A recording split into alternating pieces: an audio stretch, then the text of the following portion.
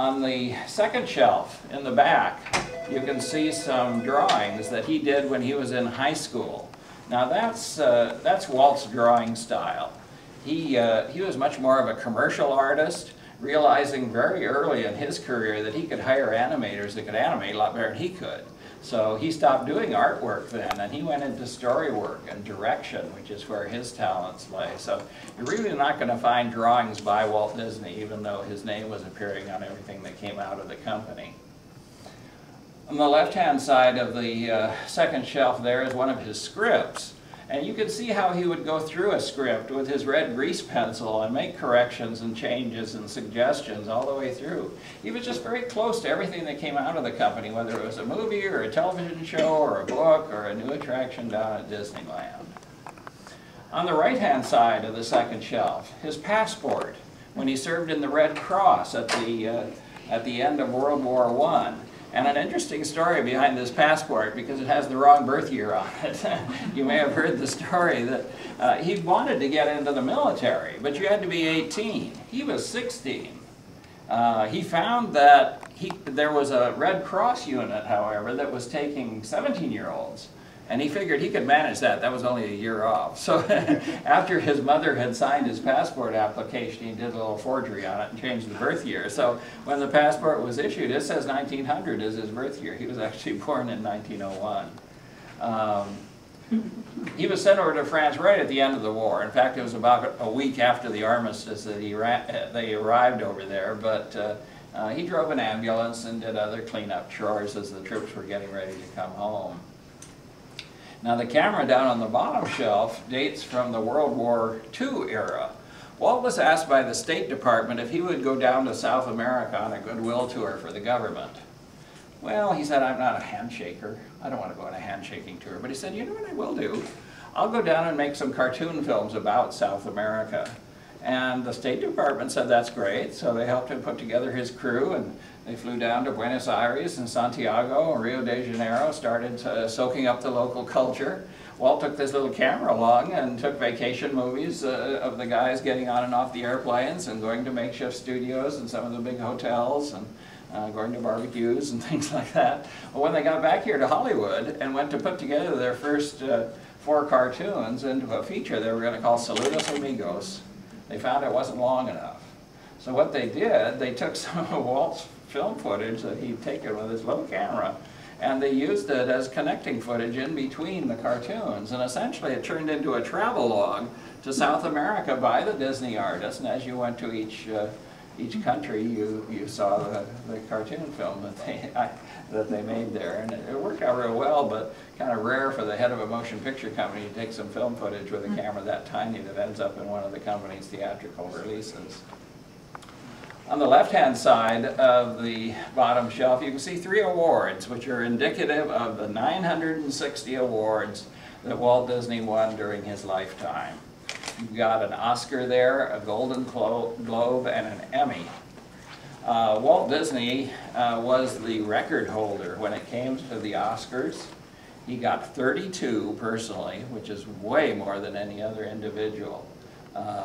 Cedric Gibbons, who was an art director at MGM, got 11, and he's second. So nobody's ever going to catch up to Walt's 32. Now, I've got another quiz for you. Who, with a Disney relationship, is tied for 3rd place in the number of Oscars?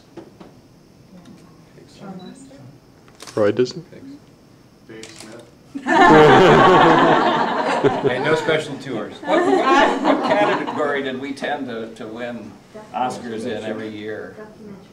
No. Later years. Music. Alan Menken. Alan Menken has 8 Oscars, and he's tied for 3rd place with Edith Head, who was a costume designer at Universal. Okay, here in the center case, some of our animation art, some of the cells and backgrounds and used in making our animated films. The first multiplane camera background is here for the old mill. The multiplane camera, which is now out on display in the lobby, for the first time enabled us to get a feeling of depth and dimension to the films. And the Old Mill won the Oscar for Best Cartoon and a special award for the creation of the camera. I stacked up a few here from Pinocchio so that you could look down through them and see how you might get a feeling of depth by use of layers like this. Actually in the camera they're about 12 to 18 inches apart. Camera's up above, looking down through them. And by changing the levels, changing the focus on the camera, as you took each frame of film, you could get a real feeling of depth you couldn't get any other way. Of course, today there's another way, it's the computer. So we don't need the multiplane camera anymore, but it really did give a richness to our early animated features that none of the other studios had. Okay, up above here, the Model T Ford was a special effects prop used in The Absent-Minded Professor. Those three pirates are actually merchandise items that were sold at Disneyland. They were done in a very limited edition. I believe they sold for about $75 a piece. And this was years and years ago. This was back in the 70s. And I don't think I have ever seen any of these up for sale in antique shops or eBay or anywhere. So I'm sure they're very scarce. And as you can see, they're beautifully done. And they really match the pirates that are in the attraction. Pinocchio figure up there. The animators asked a puppet maker if he would actually make them a Pinocchio puppet so they can study it and see how a puppet's arms moved and how the legs moved and so forth. And you can tell this was done early in the production process because the face on Pinocchio is quite a bit different than what we finally ended up with. Same true with the clock. They knew they wanted to have some mechanical wooden clocks in Geppetto's workshop, but they weren't sure just how some of them might work, and so they actually built a few. So when you see the movie, there's an animated version of that particular clock sitting up on the shelf.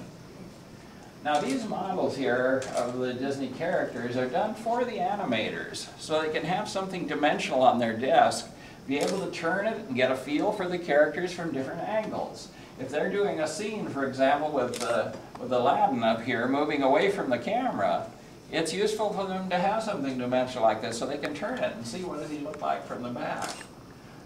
We started doing this back with Pinocchio, which came out in early 1940, and we still do these figures for our animated features today. Over here. I'll play Donna. Here we have three portraits of Mickey Mouse. These are 3 of the 7 portraits that were done of Mickey by John Hench, who became our senior designer at Walt Disney Imagineering. John was asked to do a portrait back in 1953 for Mickey's 25th birthday, and he sort of became Mickey's official portrait artist. So every time another anniversary came along, he was asked to do a portrait. So we have one for the millennium, we have 60th birthday, we have 70th birthday. But he did a whole range from the 25th birthday to the 75th birthday. As some of you know, John just passed away a few years ago, and John was 95 years old, and he was coming to work every day. Isn't that great when you can still be productive at that age? Becky, show the bird, please. This is what got Walt interested in audio animatronics. This is the bird that he found in an antique shop and brought it back here to the studio and had his technicians take it apart to see how it worked.